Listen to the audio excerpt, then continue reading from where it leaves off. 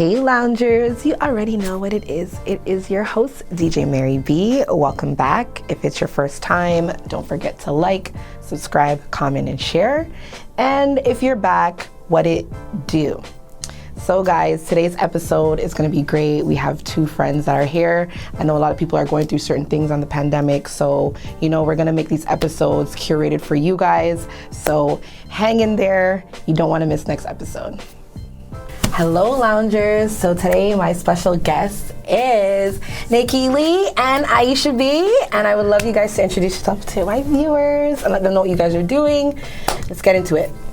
Oh shoot! All right, I'm Nicki Lee, also known as Train with Lee. I do personal training, online coaching, and I do have my apparel firm, trainwithlee.ca. Go grab your bands. Yes, shamelessly plugging. But yeah, besides that, here I am. And you?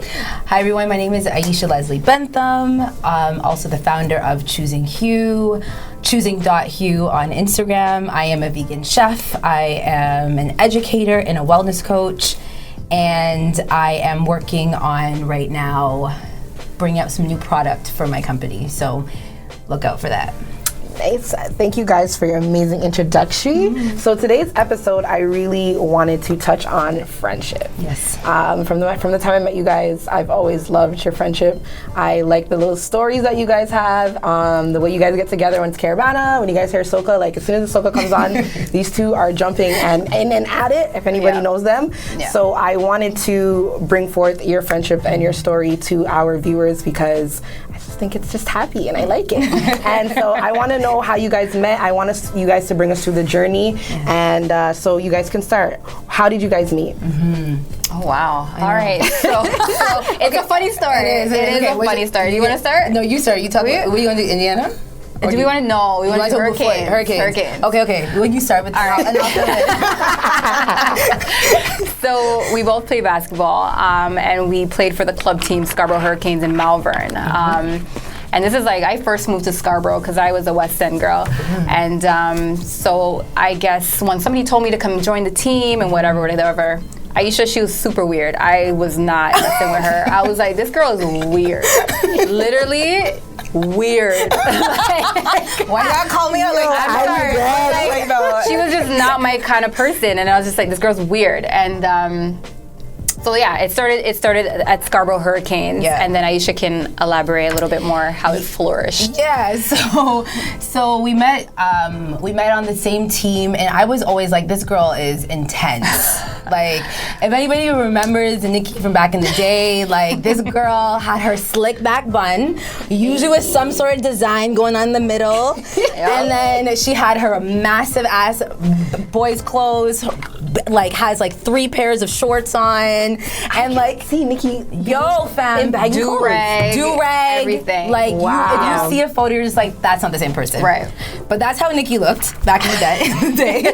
And so I don't know. I feel like it was definitely one of those friendships that develop that just is so random and odd. You're just like, how did this happen? But I think what was so special about the way that we connected was the fact that like she just kept it real all the time. She kept it really honest with me, and I was just there for it. I was like, okay, cool. Like I was like, those are the best kind of friends. I never had a friend like that, right? But we spent a lot of time talking on, I remember MSN. Oh gosh. Yeah, we got a lot of time talking on MSN. Dainty thug at MSN.com. Wait, what? Yeah. Yeah, and mine was genuine booty. Right. Genuine booty. Like, what? These are MSN Messenger days. Yo. That's how you know it's MSN, because you can tell a lot about a person by their MSN name. Yes. Nah. Genuine booty, yo. Yeah. Loved my bum back then, yeah. Anyways, back to the story. But there was a funny story. I will tell the story in the Lawrence. Was it the RT station? Do you remember when we were on the bus together? Where did you guys grow up?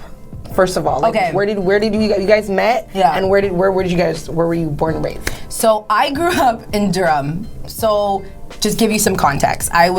I grew up in Durham and I went to school in Scarborough. So I went to a performing arts school, okay? So already, I mean, I hope that gives you some idea of where I'm coming from. And then I was playing on this basketball team with a lot of girls who were from Scarborough or the West End. So I was a very odd one out. They're like, who is this girl playing ball? Like, what are you doing here? This is not where you're supposed to be. Because you're so artsy, so you're probably like, with the ball. That's not how I look. I picture it though.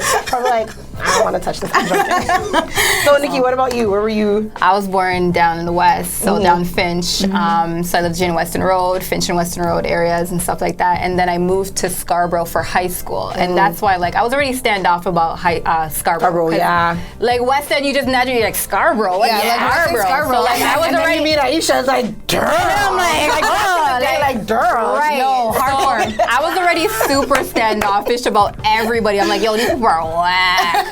From, you know what I mean? From West End to come to the East End, like, it was just weird to me. It was already like super foreign. And so to meet Aisha, I was like, this girl's weird. Like, it was just, I've never met somebody like her before. I understand that because even growing up in Scarborough, like, I'm sorry, Durham people, but because I grew up in Scarborough, right? And then I moved to Durham in the end. But yeah, like Durham people, they're different than Scarborough. Yeah, you guys are just different. Scarborough people. I don't care what no one says. We could have a poll. Scarborough people are different than people that kids that grew up in Durham. Period. Absolutely. And from the West, exactly. It's like and Western people are different from people that are in Scarborough. Yes. So I understand. She crossed over Scarborough and met somebody in Durham. I get it. I feel you. Yeah. You're probably like, wait, what? Yeah. I get it. So so that's pretty much it. Pretty much it. And it was just definitely, like, I feel having the opportunity, we got a chance to go to Indiana and play what's called Peace Games. And so we go down with a team of girls, and then we played girls in Indiana, and we're hosted up with one of the girls in the team that we were playing against. So we were staying in this, I don't remember the girl's name, his house. But that was like the first trip that we've ever took together. Yeah. And I just remember, I will never forget this. Sorry. Yeah.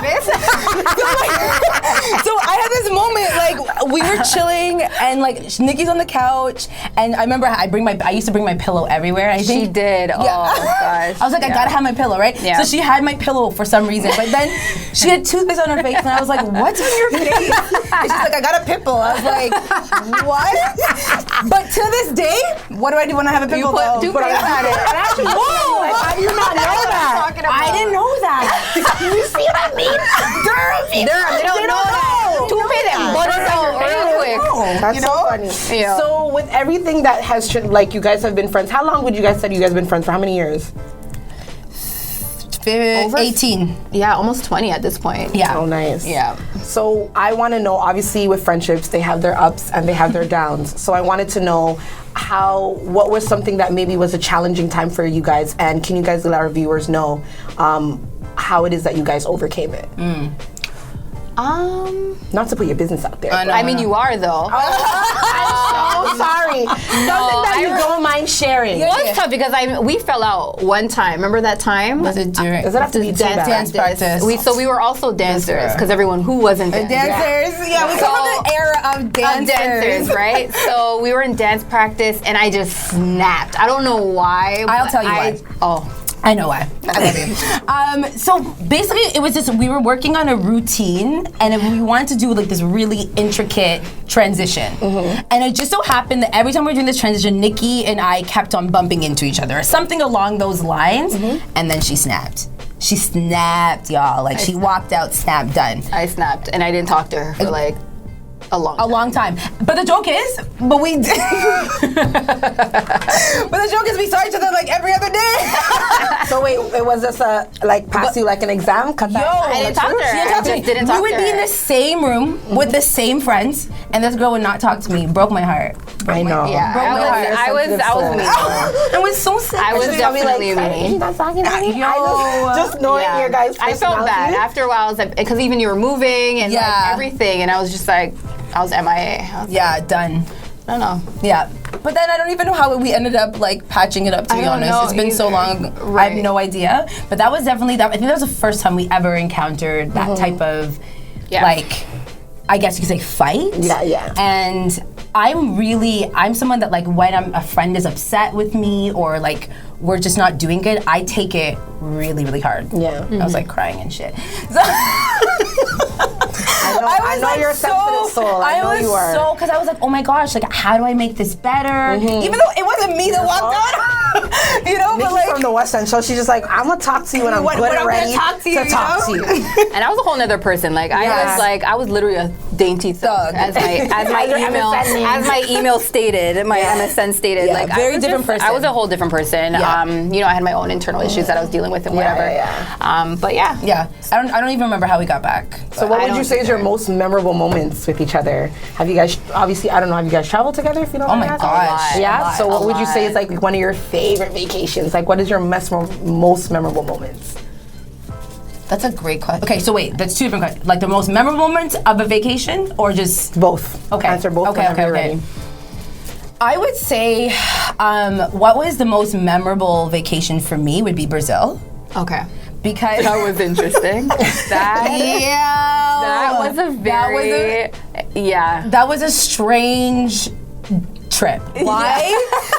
First of all, we decided to go in like 2.2 seconds. We did. We're like, yo, let's go to Brazil. Like what? Like maybe even like 5 days later. It was like we got on a plane, we went to Brazil, and we hooked up with a person that we knew that from Toronto, but we're living there, and we had to pay to stay there, which was like perfectly fine because you're hosting us.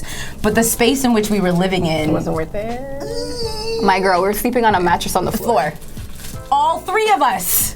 All three. All three of us. On a mattress on the floor. On the floor.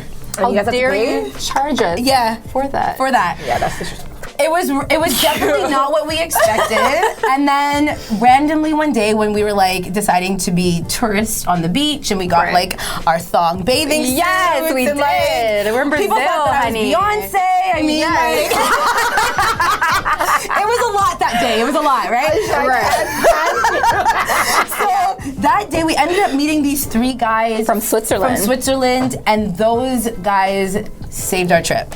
They were awesome. They were awesome. They literally took us under their wing in a way. Like they're just like, yeah, come chill with us. They took us places. Like it was just that they definitely were a highlight of the trip. But I was definitely that trip was definitely one of the most memorable trips because I was just like, there's so many things that happened. Oh, so many things that happened. We're like, wait, what? Like, So would you say that is for you, Nicki, or do you have a different? No, that's definitely one of them. I think just collectively, all of our basketball trips were so fun. Like, we had so many basketball trips. For those who don't know, back in the day, when you're on one of those trips and you're traveling with your team and your family, it is honestly very, at that time back in the day, it was really dope to experience that. It's an actually good experience because it's like you're coming out of the school, you get to leave your home life, you get to leave that all behind, and you have a special bond with those people on your team and the families. So I understand that. When I say how I know. When I say how I know. Yeah, no, the basketball trips were amazing. We've gone so many different places. I feel like New York, we did that one a couple times. We've traveled a lot. I think a lot more than I don't know, many people do together. I think at that age too. Yeah, we were doing a lot. Yeah, you're right. Especially like in high school, pretty much we were traveling a lot. Yeah. Okay, so that leads me into my next question: how you guys got into Amazing Race? Because that's another thing that you guys got to experience together and travel and do challenges. So walk us on how you guys got onto that path and how that went. Obviously, it was me. Obvious. I always wanted to do Amazing Race, and I've always expressed that to Aisha, and I was like, we should do it, or I want to do it, and then one time I'm like, okay, let's do it. Like literally. And we're just like, okay, cool, let's apply. And we got it, and it was crazy. Like it was so surreal because you're just like, wow, I pretty much manifested this. Yes, it was just like I was talking about this for so long. For years. I was like, we should go on this show. I want to go on this show. This show is dope. I always watched the show. And we applied and we got on, and I wouldn't want to run it with anybody else. I was like, you know what I mean? Like, I was like, who would I run this with, actually? Yeah. It was amazing. Being on Amazing Race, we'll just give you a little in here. Listen, right? Like, Amazing Race as a reality show, too, I think is pretty damn legit. Like, it's like everything that you're seeing is actually really happening. Like, it's not scripted. And so I think the hardest, the most interesting and challenging part was when we had to be isolated from everybody, so everything gets taken away from us. So we don't have any phones, no TV, no radio, no alarm clock, nothing. Yeah. Right? Yeah. And so we experienced that at the beginning, and I feel like it's so great because we've had many occasions. We lived together. We slept in the same bed together. So to be able to do it with Nicki, with somebody who you're like, I can be in silence with you for hours, I think only strengthened the journey. Friendship. Yeah, right? It strengthened the journey, right? Because I mean, like, you have to be okay in those moments. Yes. Because especially, and Nicki knows, like, the Amazing Race journey was definitely difficult for me. I had a lot of challenges. Like, you just have to release control, right? You don't know anything with what's happening, and my anxiety, I think that for me, my anxiety reached an all-time high. Yeah. Like, I made myself sick, like I was throwing up, like I was, all these things you never saw on the show, right? But like, this is what's happening behind screen, you know? And like, I think for me, it taught me a lot about myself and how I deal, which I didn't know. I couldn't have anticipated. And had you not gone on the show, you wouldn't have known. I wouldn't have known. That's how you deal with things. Was it like just being in a different space or being away from your family? Like, what caused your anxiety? Or was it the challenges?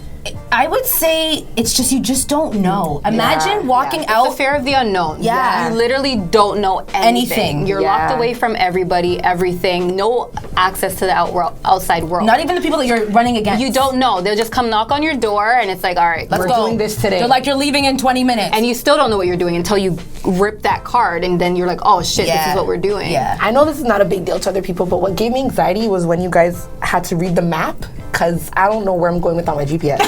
So when I seen you guys on the map now, I was like, God damn. Like, they gave you guys a map, bro, in 2019? They don't give you a map. They don't give you a map. They don't give you anything. They don't give you there was a in the car. Yeah, but we got you have to get a map. Okay, well, you guys went and got the map. You guys went and got the map, and you were reading from the map. Yeah. That to me gave me anxiety. Right. Because and that's why we knew, like, I was like, okay, I'll drive, you navigate, because she said she was good with maps. Yeah, and which the map, I was never like, okay. What? Like, the wonderful thing is, Miriam, is that you have to learn really quickly. Yeah. Right? So it may not be a skill that you use every single day, but you're like, okay, if a map was in front of you, you had to figure out where the hell you were going. Yeah. You'd figure it out. And I would say that, like, I'm not horrible with maps, but the map that we had that day just didn't have where we needed to go. So when I'm looking at the map, I'm like, it's not on here. That's what that episode gave me anxiety, because I'm like, first you guys had to go drive to where you had to go. Right. You guys don't know where you are. Exactly. No, that's what I'm saying. That whole process to me, I would have been like, yo, I give up, man. Like, just eliminate me. Like, but you know, you guys didn't. You guys kept chugging on. You guys kept, you know what I'm saying? Like, because when my anxiety hits the roof, I'm just So that was annoying, because a lot of people are like, why didn't you get a map? We're like, we did have a map. But because where we had to go, the pit stop, it was a new resort. Yes. So it wasn't on the map yet. Yeah. So it wasn't on an updated map. Yeah. So no one knew that. They're like, oh, they didn't read a map. They didn't. Yeah, we did. That whole we had a map. Yeah. And so for those who thought we didn't have a map, we had a map. Okay. And that's the thing. And this is what's so great about Amazing Race is, like, anything can happen. Yeah. Right. And your like luck is in somebody else's hand most of the time. Right. It's not in yours. Yeah. You can't control anything. Yeah. All right. Hence the fact that we asked somebody, we're like, hey, we need to figure out where we're going. And they were like, oh, we're staying there. Right. We are staying where you need to go. Right. And then they still pointed us in the wrong direction. Yes.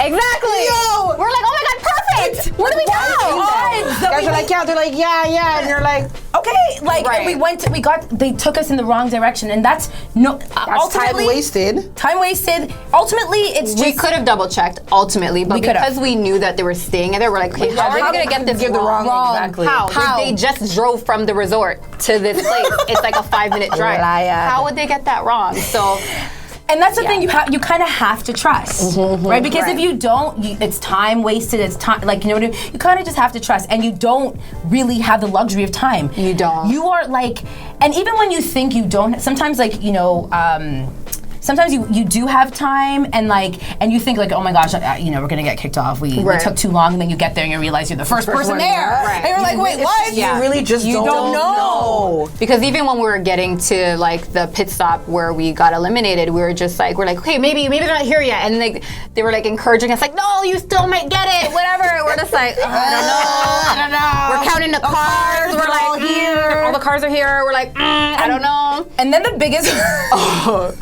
So hold on. Amazing Race, you guys are so annoying. Let me tell you this.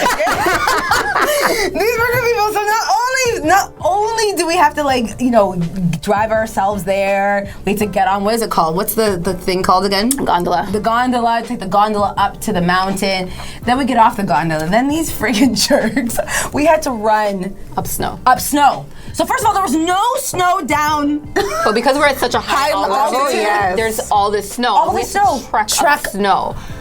It was a lot. It was a lot. Yeah, man. You guys looked really like, even the one where you had to like drop the ball, like it looks easy, but when you're in it. And that's luck too. That was all luck. Yeah. Like that one, like, cause I was like, oh shoot, I'm a baller, like I have aim, whatever. No, there was like a whirlwind at the bottom. Yes. So like you thought you were like, oh, okay, cool, boop. It just rolled to the other side. Yeah, like you're like, what the hell? Yeah. So that was all luck. Like a lot of the things were luck. Yes. You know what I mean? Yeah. So The it is what it challenges is. were really tough, you know, even with the hay one, when you had to find those things, like from like even just getting wasn't it your ticket that you had to go fly, like just the whole experience. I think that it looked pretty dope, and I think that it was dope that you guys did it together. Yeah. Especially knowing from where you guys came from, sharing your guys' history and your journey. Yeah. So I think that's dope. And also too, I just wanted to talk about if we had to give anybody advice. You know, a lot of people, like I said, they have friendships, and you know they may be going through certain things. What is your advice to anybody who, you know, to overcome certain things, you know, in their friendships? Yeah. I think that friendships also have love languages. So it's just understanding your friend. Yeah. You know what I mean? Like we don't talk every day. I can't stand being on the phone. She knows that. Yeah. I get in my moods, I don't want to talk, she knows that. Yeah. If I don't come around, she gives me my space, she knows that. Like, you know what I mean? It's like she knows when to be there for me, and she knows when to just retreat and just let me deal with what I gotta deal with. And so just knowing the love languages of your friend. And knowing that it's just like a relationship. It is. Like you need to like the investment in time and the energy is like you're like, yes, we're not dating, but like do you know what I mean? People like thought we were dating. funny story. Back in the day. They thought we were lesbian lovers. So. Because we were always together, but Right. like, you know, that's the thing. It's time, right? Yeah. And like, I think as you get older, it takes even more. I think it takes even more of effort and patience to understand that like we're both growing, and we can't always only rely on where we were, you know, like 5 years ago, and be like you're the same person, because we're not. We're not. Yes. We're two very, very different people. You know what I mean? And I think. Also understand that friendships have certain seasons. Yeah. So knowing who the friends are that you actually like are meant to be there for the long run. Your tribe. Yeah. Your tribe. You know, and I just think it takes effort. It takes patience and love, and like it's okay to like, you know, be upset with your friend every once in a while, because those things happen. You're human. Right. You know, but I definitely think it takes patience. Yeah. Patience. Yeah. I would say that. Yeah, I love that. I love that, guys. So I know that you guys did mention what you guys are doing separately. So how did you guys get into Train with Whitney? How did you get into Choosing You? Before we go shortly, just let them know quick how you got into that. Yeah, I'll start. So my company used to be called Hue Foods. Yes. And I was a vegan meal prepping company and consultation company for many years. And then I stepped away from cooking food for people and then just kind of moved into the realm of like motivation and education. So I've been doing this now for almost 5 last 5.5 years. And I've actually taken my two passions, which is I have a degree in acting and performance and theater, and so I've taken my passion from there and food and have kind of put it together, and that's kind of where my research is right now. So my goal is to complete my PhD with looking at like intersection of beauty and brains, of performance and cooking, and like that's where I'm going right now. That's a little bit about where I've come from and where I would like to go. So we're gonna leave Aisha's her handles down below so you guys know where to follow her and you can keep up with her. And then you're gonna say your piece. Well, and how you got into training with Lee? You have your own clothing line. Like, come on, let's go. Right? No. So because she's like, I don't know. Yeah, like you know what? I'm very like protective over my stuff. But Train with Lee, I naturally started because I being in basketball, being in sports and stuff like that. I coached basketball, so I've naturally been good at motivating and getting people started. I've always been really good at that. I've always been the team captain. I've always been that one on the bench. Be aggressive, like starting everyone up. Like I've always been that person. You know what I mean? So naturally, I fell into. I'm like, let me do personal training, and then from there, I was like, okay, cool. I need bands. So why am I going to buy somebody else's bands? So I started getting my own accessory line, and then I was like, okay, cool. And then I was like, okay, maybe I need to start some apparel. So I mean, I'm slowly building still. It's still pretty new, like, because there's Train with Lee and then there's Firm by Train with Lee, right? Okay. So Train with Lee has been around for about 5-6 years or more.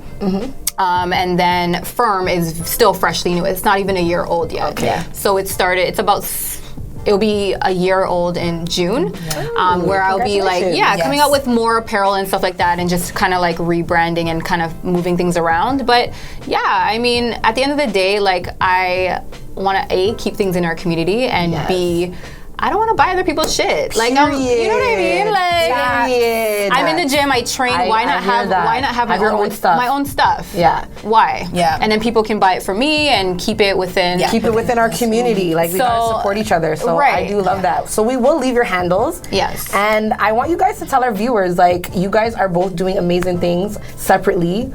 What would you tell our viewers to end off? What's the advice you would give to anybody that wants to start their own stuff? Like, what is the advice that you two would give?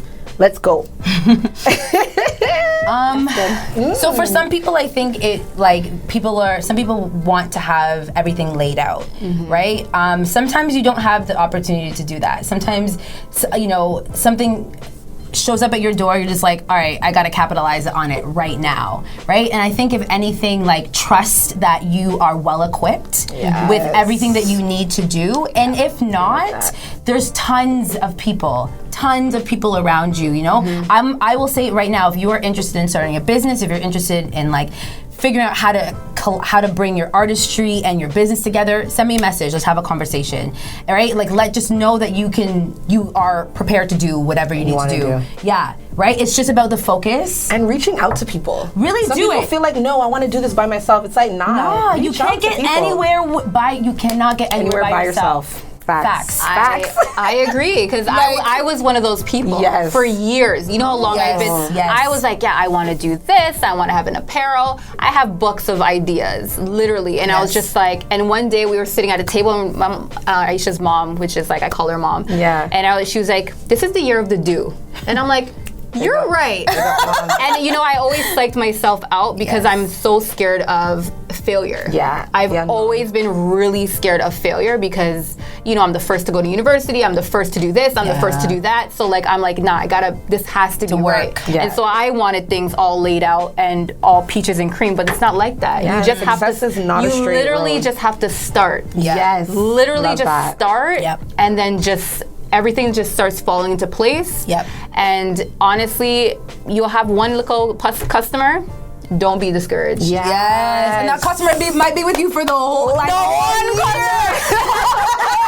You can have that one little customer. That's okay. I really love that because a lot of people do get discouraged. I'm sorry, I was cutting you. Go ahead. No, you're fine. No, but that I was pretty much done. But it's just like, for me, it's just like, you'll build, and it's okay. And I'm patient, and I'm like, my fear is definitely has been dissipating, and it's great because I've been scared for so long of failure and of not being good enough, and because it's such an oversaturated market that you're just like, oh well, there's so many other people doing the same thing, but they're not you. But they're not you. That is the secret ingredient. You're not you. I'm the source. Yeah, I'm the source. Yes, I love that. I'm the source. People don't understand. Like you can do things that other people are doing, but you add that splat just by being yourself, your authenticity, and the people that support you. Exactly. Your support system is going to be different, right? Yeah. Right? So, I love you guys for coming. I love Thank you for having us. Yes.